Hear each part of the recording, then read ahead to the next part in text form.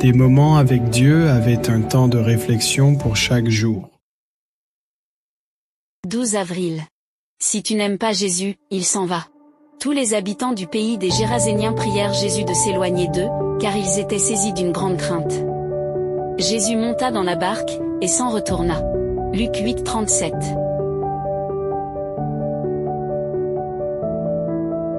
Comme beaucoup d'autres, un homme avait reçu l'enseignement du Seigneur.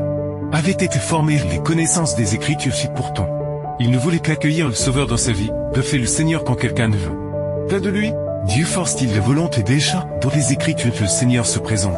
Interpelle le cœur de chaque personne frappant les portes de son cœur, afin que chacun décide librement de lui ouvrir ou de rester immobile. Au fond de notre cœur se trouvent les choses mondaines, les plaisirs de la vie dissolue, les richesses qui occupent une place prépondérante, l'orgueil, l'égoïsme qui nous domine. Nous préférons alors que le Seigneur continue d'appeler, ou nous reportons la décision de lui ouvrir tant qu'il est encore temps de répondre à son appel. L'histoire de la société de Gadara nous illustre cette situation. C'est dès que Jésus accomplit un miracle extraordinaire en chasse une légion de démons qui avait possédé un homme, et ces démons sortant de lui possédèrent le troupeau de porcs qui paissait à proximité.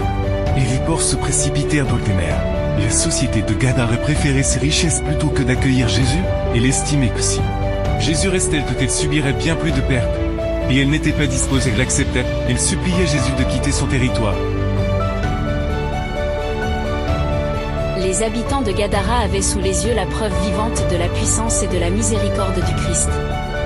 Ils voyaient les hommes auxquels il avait rendu la raison, mais ils craignaient tant de mettre en péril leurs intérêts terrestres qu'ils traitèrent comme un intrus celui qui avait vaincu le prince des ténèbres sous leurs yeux, et ils repoussèrent de leur porte le don du ciel.